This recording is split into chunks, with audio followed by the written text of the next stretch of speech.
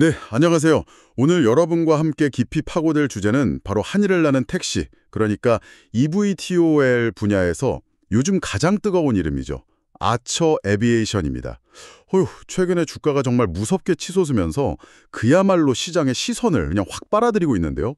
그래서 오늘은 이 아처 에비에이션이라는 회사를 둘러싼 이 열광적인 분위기, 그 이면에는 과연 무엇이 있는지, 또 우리가 혹시 놓치고 있는 건 없는지 한번 속속들이 파헤쳐 보려고 합니다. 지금의 이 기대감이 정말 단단한 현실에 기반한 건지 아니면 잠시 숨을 고르면서 좀 신중하게 지켜봐야 할 때인지 같이 한번 따져보시죠. 네, 맞습니다. 특히 아처 에비에이션처럼 뭐랄까 세상을 바꿀 것 같은 혁신을 이야기하는 기업일수록 더 그렇죠. 겉으로 보이는 아주 눈부신 미래청사진, 그 뒤에 가려진 현실적인 과제들이 분명히 있거든요.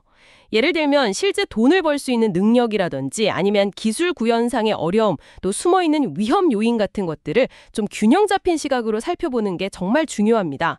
오늘 그런 부분들을 좀 하나하나 짚어보겠습니다. 좋습니다. 그럼 먼저 아처 에비에이션이 꿈꾸는 그 미래부터 한번 들여다볼까요? 이 회사가 개발 중인 미드나잇이라는 항공기 있잖아요. 조종사 1명에 승객 4명 태우고 도심 하늘을 그냥 날아다닌다는 거잖아요. 이게 진짜 현실화된다면 정말 지긋지긋한 교통체증에서 해방될 수도 있겠다. 이런 생각이 드는데요. 그렇죠. 그 비전 자체는 굉장히 매력적이죠. 그리고 특히 주목할 만한 건 벌써부터 꽤 굵직한 이름들하고 손을 잡았다는 점 아니겠어요?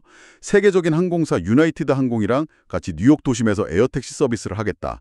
또 2028년 LA 올림픽 공식 파트너로 선정됐다. 이런 건 단순한 협력을 넘어서 실제 사업으로 이어질 가능성을 보여주는 아주 강력한 신호 아닐까요? 물론 강력한 신호이긴 합니다. 네, 특히 유나이티드 항공과의 파트너십은 이게 그냥 기술 검증 차원을 넘어서 실제 상호 분항의 발판을 마련했다는 점에서 의미가 크죠.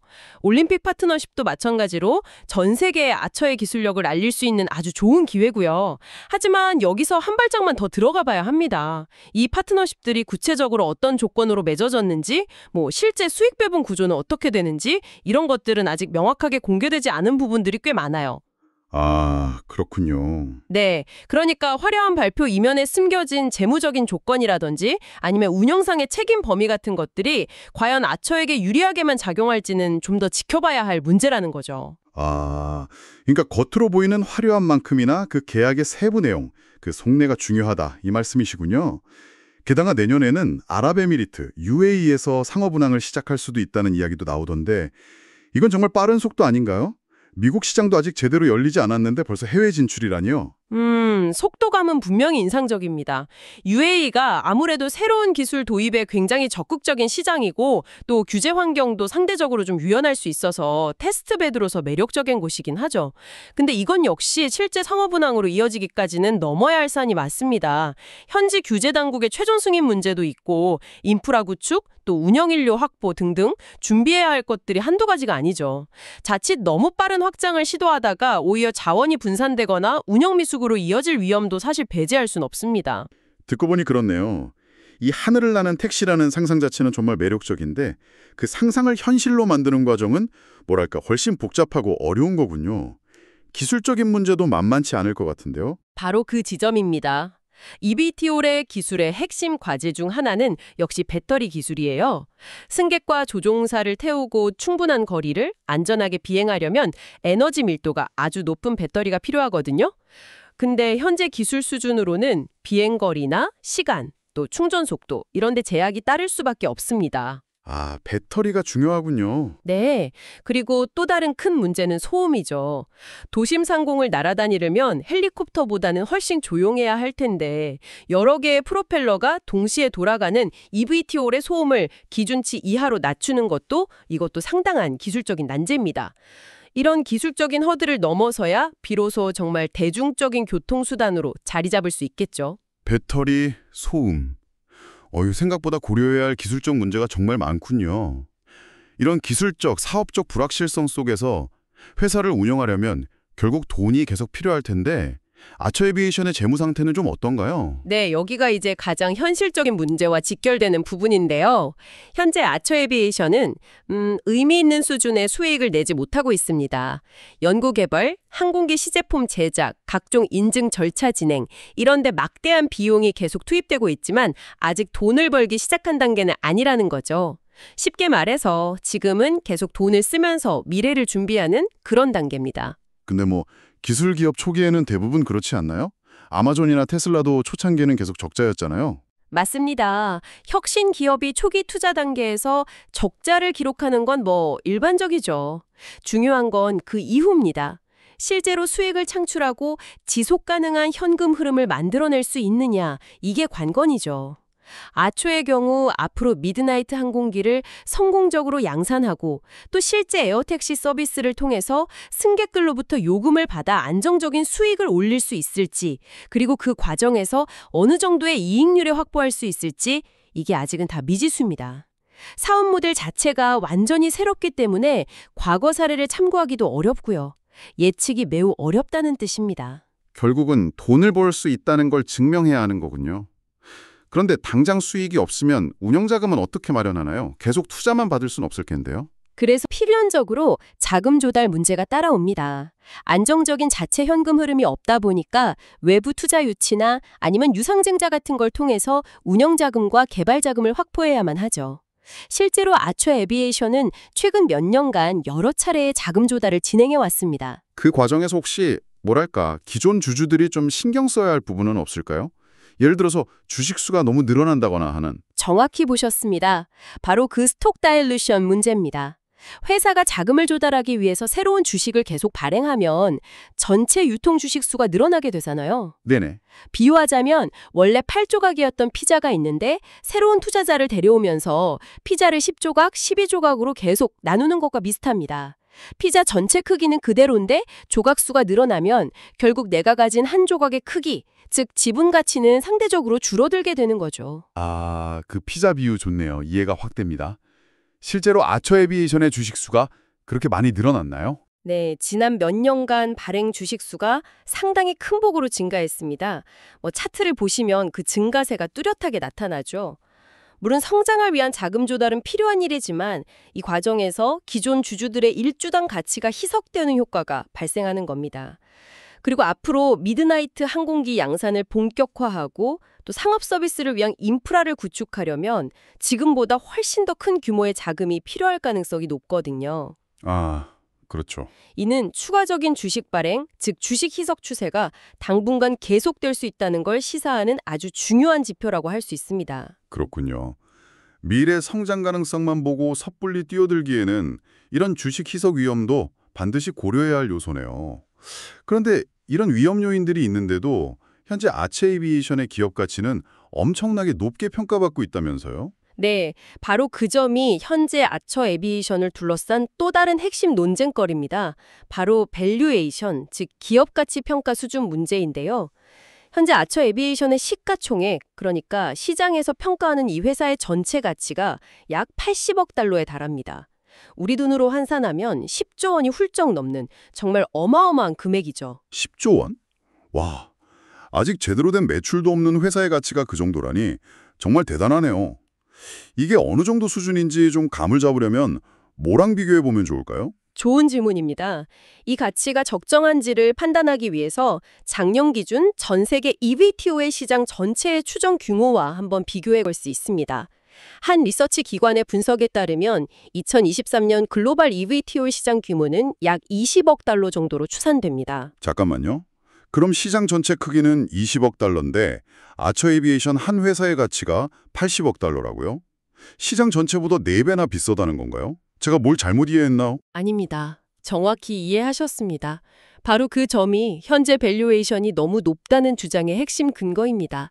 물론 시가총액이라는 게 미래의 성장 가능성을 반영하는 것이기 때문에 현재 시장 규모와 단순 비교하는 데는 한계가 있죠.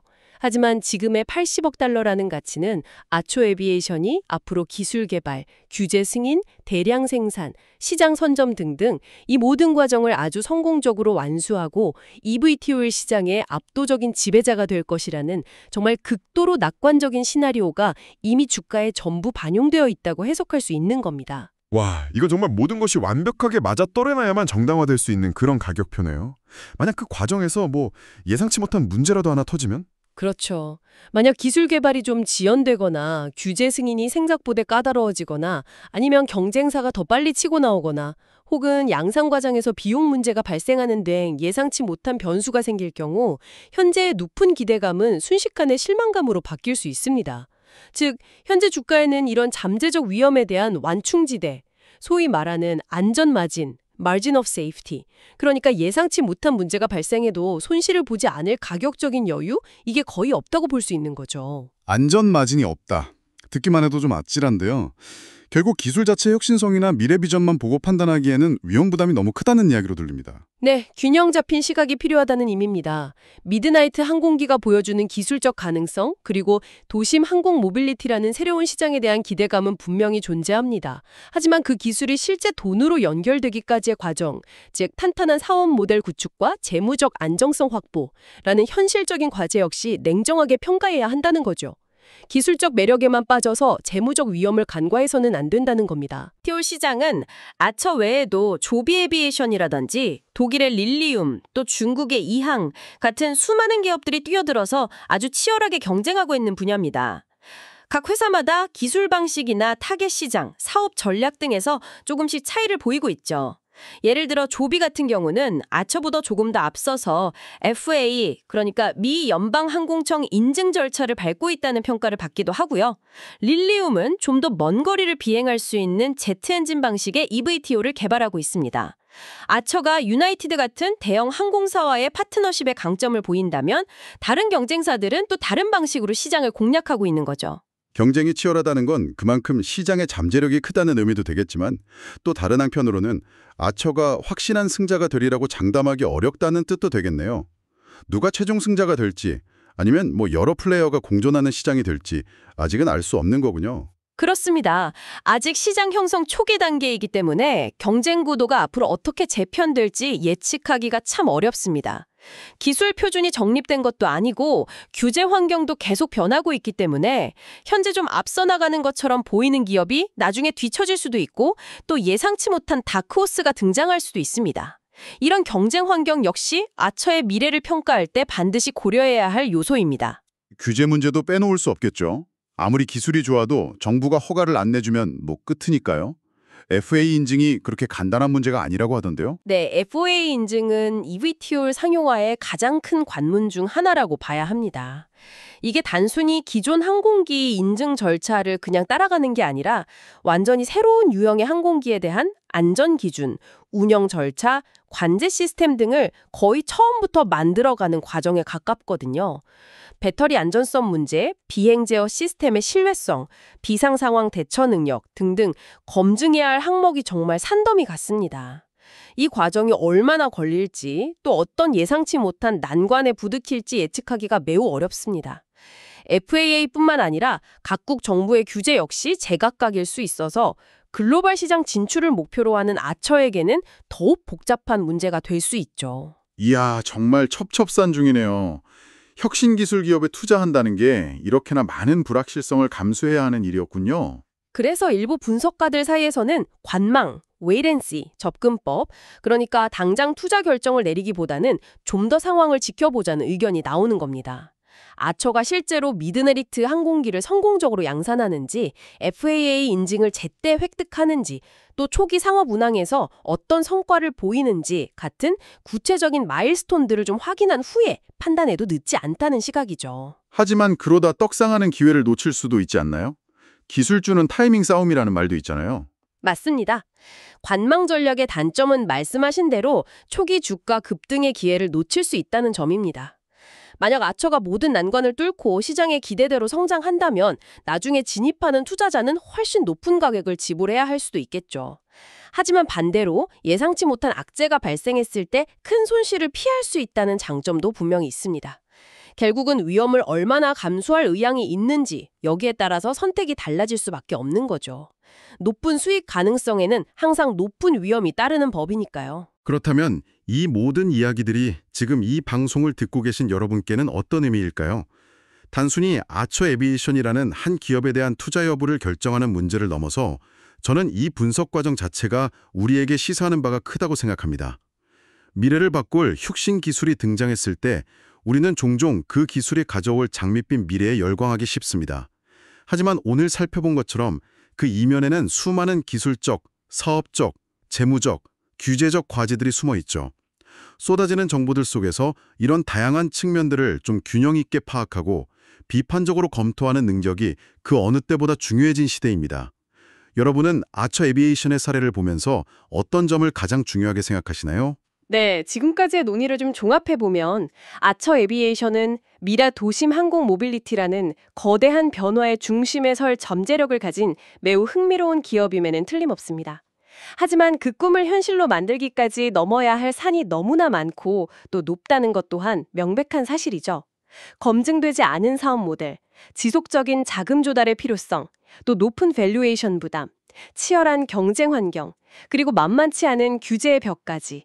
현재의 주가는 이런 위험 요인들보다는 미래에 대한 기대감을 훨씬 더 강하게 반영하고 있다고 볼 수 있습니다. 네, 오늘 아처 에비에이션을 통해 혁신 기술에 대한 뜨거운 기대와 차가운 현실 사이의 팽팽한 긴장감을 함께 느껴봤습니다. 세상을 바꿀 아이디어는 언제나 매력적이지만 그 아이디어를 성공적인 사업으로 만드는 길은 결코 쉽지 않다는 것을 다시 한번 확인하는 시간이었네요. 여기서 한 걸음 더 나아가서 이런 질문을 던져보면서 마무리할까 합니다. 아처 에비에이션 사례처럼 아직 실질적인 수익을 내지 못하는, 심지어 시장 전체 규모보다 더 높은 가치 평가를 받는 혁신 기술 기업들이 계속 등장하고 있습니다. 이런 현상은 미래 기술에 대한 우리 사회의 어떤 집단적인 기대와 믿음을 반영하는 걸까요? 그리고 이렇게 불확실성이 극도로 높은 환경 속에서 우리는 어떻게 하면 기술의 잠재력을 알아보는 해안을 가지면서도 동시에 현실에 발을 딛고 현명한 판단을 내릴 수 있을까요? 이 질문에 대한 답은 각자 다를 수 있겠지만 오늘 나눈 이야기들이 여러분 각자의 답을 찾아가는 여정에 작은 도움이 되었기를 바랍니다. 오늘 저희와 함께 깊이 있는 탐구 여정에 동참해 주셔서 감사합니다.